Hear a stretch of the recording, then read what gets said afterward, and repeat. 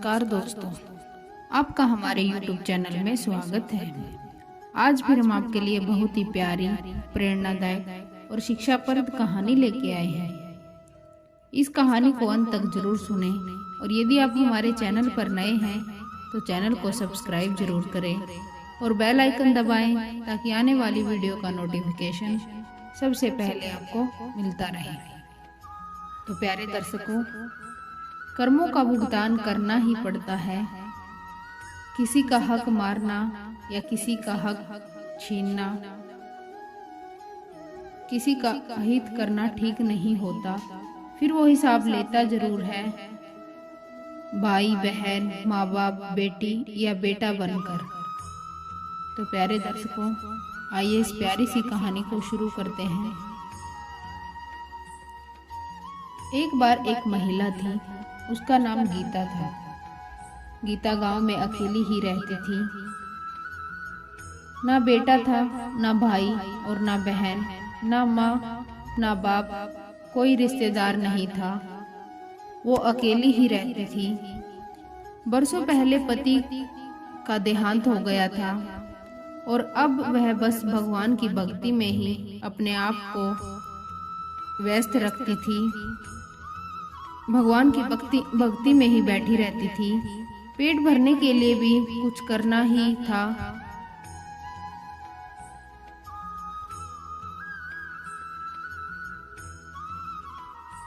वह एक सेठानी के घर खाना बनाने का काम करने लगी।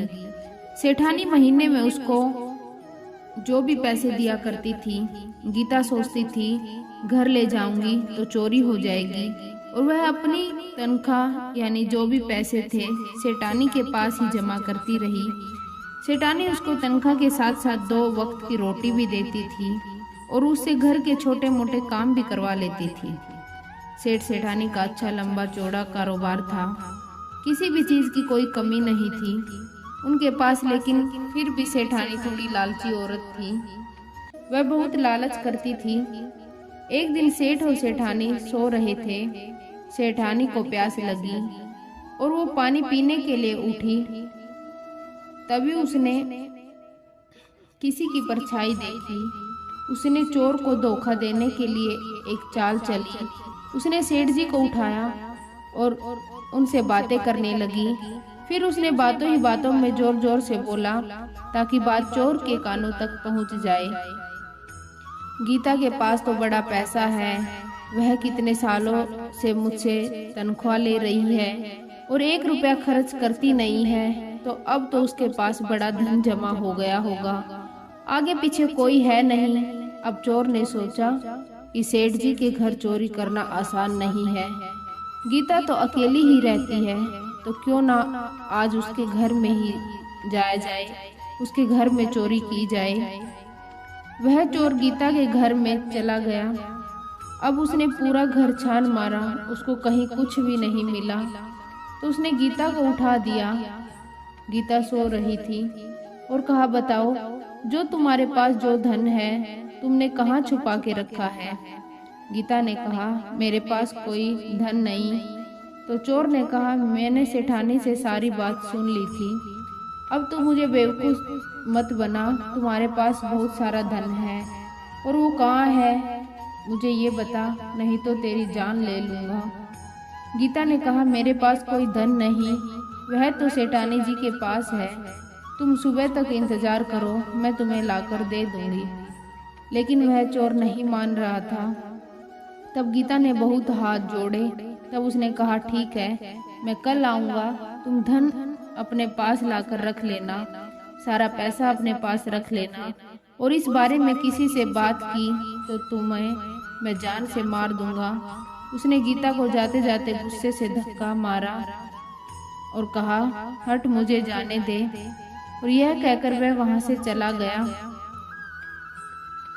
और गीता का सर दीवार से टकरा गया।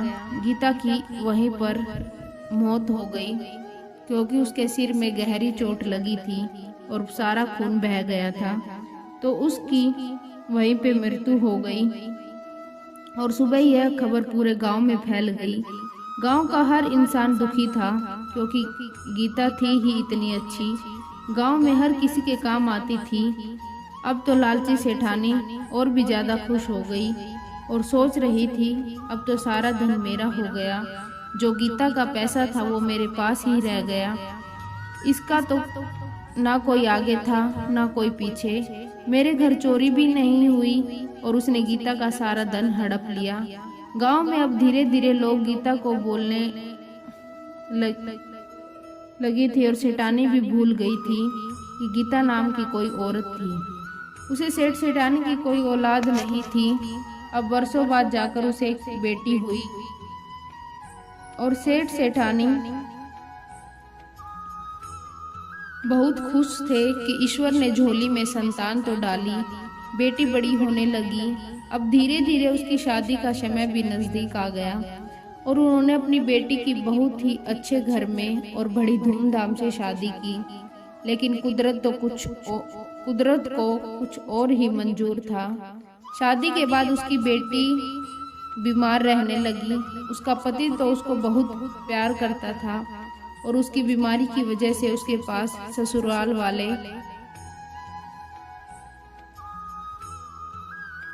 उसे प्यार नहीं करते थे। अब उसकी बीमारी इतनी बढ़ने लगी कि खाट पर पड़ी रहने की नौबत आ गई। इस कारण उसके ससुराल वालों ने उसे घर से निकाल दिया। उसका पति भी अपना घर बार छोड़कर पत्नी के साथ अपने ससुराल में आ गया। अब से सेठ सेठानी ने अपनी बेटी के ऊपर खूब पैसा लगाया कि बेटी ठीक हो जाए, लेकिन बेटी ठीक ही नहीं हो रही थी। उसकी बीमारी बढ़ती ही जा रही थी। बेटी को ठीक करने के चक्कर में जितना भी था सब धन लगा दिया सेठ और सेठानी ने, लेकिन बेटी की बीमारी खत्म ही नहीं हो रही थी। फिर किसी ने बताया कि किसी दूसरे गांव में एक वैद्य जी रहते हैं, वह बहुत ही होशियार हैं और वह शायद तुम्हारी बेटी को ठीक कर दें। फिर उन्होंने सोचा चलो वहां जाकर देखते हैं, लेकिन बेटी तो चल भी नहीं पा रही थी। उसको ले जाना बहुत मुश्किल था। फिर उन्होंने जैसे तैसे करके बेटी को वहां तक पहुंचा दिया। इस चक्कर में उनका वो पैसा भी खर्च हो गया था जो थोड़ा बहुत बचा था। अब जैसे ही बेटी वैद्य जी के दरवाजे तक पहुंची, बेटी ने वहीं पर अपना दम तोड़ दिया। वहीं पर उसकी मृत्यु हो गई और वह बहुत दुखी हो लग गया और बेटी की जान, बहुत सारा पैसा लग गया और बेटी की जान भी चली गई। अब उन्होंने सोचा वापस जाने में हमको समय लगने वाला है, इसलिए उन्होंने बेटी की वही पर दाह संस्कार कर दिया। वह दुखी मन से लौटने लगे। रास्ते में फिर थकावट हो गई तो उन्होंने सोचा चलो किसी पेड़ के नीचे बैठकर विश्राम कर लेते हैं, और वह किसी पेड़ के नीचे बैठ गए। तभी वहां से कोई सिद्ध महात्मा जी गुजरे। तब उन्होंने सेठ जी से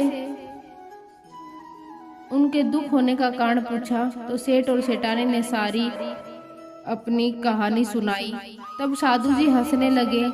सेठानी ने कहा बाबा, हम इतने दुखी हैं और आप हमारे दुख पर हंस रहे हैं। गीता की मौत पर भी तो तुम कितना खुश हुई थी, कितना हंस रही थी। आज अपनी बेटी की मौत से इतना दुखी क्यों हो? तब साधु ने कहा कि जब तुम्हारी बेटी हुई थी तुम बहुत खुश थी, पूरे गांव को दावत दी थी, और जिस दिन शादी हुई उस दिन तो कुछ और ही ज्यादा खुश थी।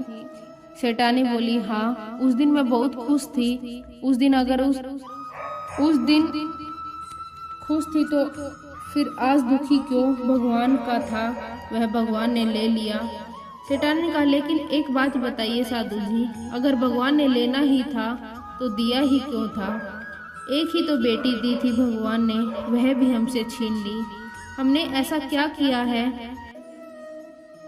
भगवान का क्या बिगाड़ा है? तो साधु ने कहा याद करो, वह गीता जो तुम्हारा यहाँ काम करती थी, तुमने उसका सारा धन हड़प लिया और अब वह गीता ही तुम्हारी बेटी बनकर तुम्हारे पास आई थी अपना कर्जा वापस लेने, और उसने अपना सारा कर्जा वापस ले लिया। बाकी तुम्हारे पास कुछ पैसे बचे थे, वह भी उसने वैद्य जी के घर तक जाने में खर्च करवा दिए। फिर सेठानी ने कहा ठीक है, हमें तो उस बात की सजा मिली, लेकिन बेचारा हमारा दामाद तो इतना अच्छा है, वह जो आज अंदर ही अंदर जल रहा है कि उसको किस बात की सजा मिली है। जब साधु ने कहा कि वह चोर है जिसने गीता की जान ली थी, जो उसके घर में चोरी करने के लिए घुसा था, अब उसको अंदर से जलना पड़े या कैसे भी रहे, ताकि यह भी उस बात की जीवन भर सजा काटे। फिर साधु ने कहा, एक अच्छा कर्म तुमने जरूर किया है, जो तुमने गीता को खाना खिलाने में कभी भी भेदभाव नहीं किया। तो जो तुम खाती थी वह उसे खिलाती थी, और वही आज तुम्हारे आगे है। तुम्हें भर पेट भोजन आज भी मिल रहा है। तो इसलिए सच ही कहते हैं, हमेशा अच्छा करो तो अच्छा फल पाओ, क्योंकि कर्मों का भुगतान हमें करना ही पड़ता है। इस जन्म में नहीं तो किसी और जन्म में जाने अनजाने गलतियां हर इंसान से होती है, लेकिन पाप यह है कि हम जानबूझकर किसी का अहित करते हैं और यह भूल जाते हैं कि जो ऊपर बैठा है उसकी नज़र सब पर रहती है। वह सब देखता है, कौन कैसा क्या कर रहा है। तो प्यारे दर्शकों, कैसी लगी आज की कहानी? अगर अच्छी लगी हो तो इसे लाइक करें, शेयर करें और कमेंट करके हमें ज़रूर बताएं। धन्यवाद दोस्तों।